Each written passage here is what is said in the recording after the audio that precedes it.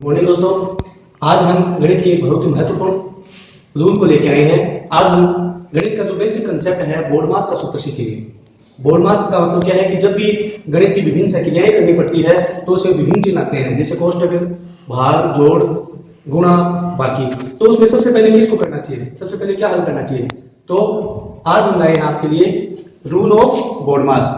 बोर्डमास का मतलब क्या है, पहले इसको बोर्डमास का सूत्र बोला जाता था, लेकिन ये वी बोर्डमास का सूत्र बोला जाता है। वी का मतलब होता है बार, जिसको रेखाबंधनी भी कहा जाता है। रेखाबंधनी का मतलब जो आप कोष्टक के जो सवाल करोगे, बोर्डमास के जो सवाल करोगे, उसमें जो ये एक सरल रेखा से खींची गई है, ये रेखाबंधनी है। उसके बाद दूसरा आपका है बी। बी का मतलब है ब्रैकेट, और ब्रैकेट को हिंदी में कहते हैं कोष्टक। तो जब हम गणित के सवाल करते हैं तो तीन तरह के कोष्टक होते हैं। जैसे एक, इस कोष्टक को छोटा कोष्टक कहा जाता है, छोटा कोष्टक। इसको मंझला कोष्टक कहा जाता है, मंझला कोष्टक। और इसको बड़ा कोष्टक कहा जाता है। तो छोटा कोष्टक, मंझला कोष्टक और बड़ा कोष्टक। ये जो कोष्टक है ये छोटा कोष्टक कहा जाता है, ये मंझला कोष्टक कहा जाता है, इसको बड़ा कोष्टक कहते हैं। सबसे पहले जब हम ब्रैकेट हल करते हैं तो सबसे पहले एक नंबर पे हमें छोटा कोष्टक हल करना होता है। छोटा कोष्टक हल करने के बाद मंझला कोष्टक, और मंझला कोष्टक हल करने के बाद हमें बड़ा कोष्टक हल करना पड़ता है।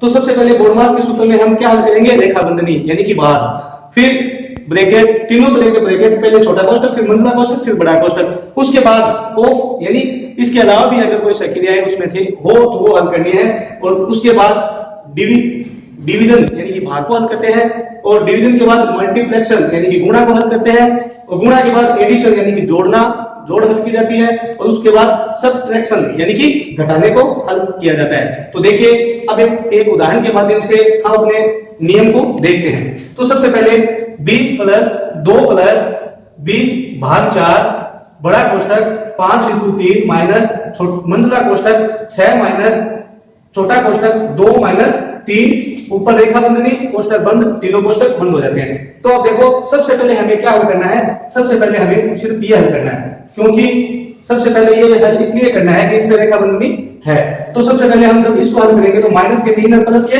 2, तो माइनस के 3 में से प्लस के 2 गए तो माइनस का 1 बचता है। तो इस सवाल को वापस ऐसे लिख देंगे, और फिर हमें क्या हल करना है, फिर हमें हल करना है छोटा कोष्टक। तो ये छोटा कोष्टक जब हम हल करते हैं तो छोटे कोष्टक में माइनस है, और कोष्टक से बाहर भी माइनस का चिन्ह है। जब दो चिन्ह आपस में टकराए तो वो सेम हो तो हमेशा जोड़ का यानी कि प्लस का चिन्ह बनता है। अंदर भी माइनस बाहर भी माइनस, तो ये चिन्ह हो गया प्लस का। जब दो सेम चिन्ह हो, चाहे वो प्लस के हो चाहे माइनस के, हमेशा क्या बनते हैं, प्लस के चिन्ह बन जाते हैं। और जब दो अलग अलग चिन्ह हो, जब दो अलग अलग चिन्ह हो तो वो हमेशा माइनस के चिन्ह बन जाते हैं। जब दो सेम चिन्ह हो तो प्लस के, दो अलग अलग चिन्ह हो तो माइनस के। अब देखिए हम इसमें -1 और बाहर भी माइनस का, तो ये क्या हो गया, प्लस का 1। अब हम छोटे कोष्टक के बाद लेते हैं मंझले कोष्टक को। सवाल हमें वैसे के वैसे लिखते जाना है। मंझले कोष्टक में क्या है, 1 है, 6 प्लस है 1, तो 6 और 1 हो गया 7, और कोष्टक के बाद माइनस का चिन्ह, तो ये 7 माइनस का 7 हो गया।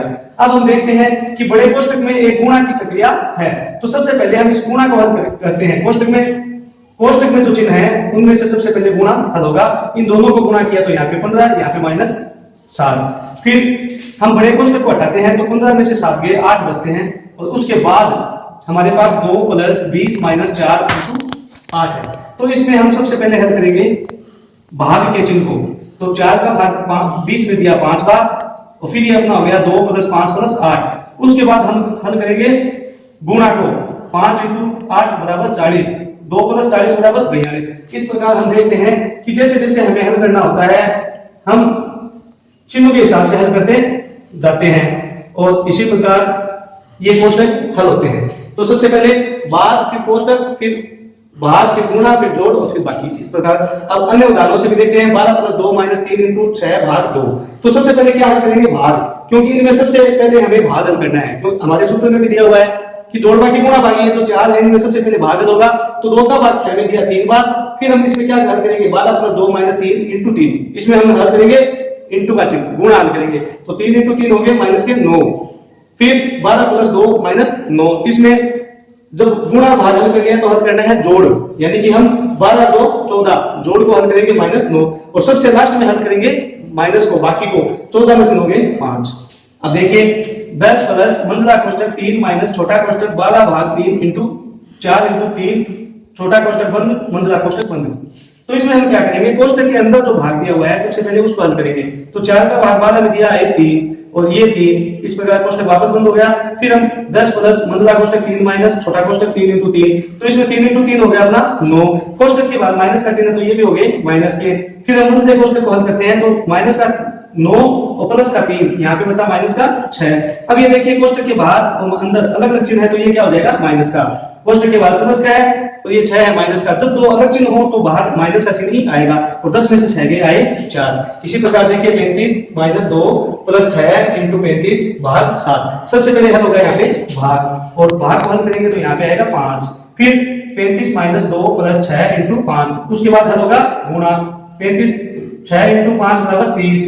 फिर इसमें हल होगा जोड़, तो ये दो जोड़ के हमारे पास 35 और 30, ये दोनों प्लस के हैं तो ये हो गए 65। 65 में से 2 गए, ये हो गए 63। इस प्रकार हम देख सकते हैं कि जब भी हमें गणित के सवाल करने हो और इस तरह से कोई भी सवाल हो तो हमें सबसे पहले रेखा बंधनी, फिर कोष्टक, और कोष्टक में भी सबसे पहले छोटा कोष्टक, फिर मंझला कोष्टक, फिर बड़ा कोष्टक, और फिर भाग, फिर गुणा, फिर जोड़, और फिर बाकी। इस तरह हल करना है तो हमारे जो भी सवाल है हम सही कर पाए। और नियम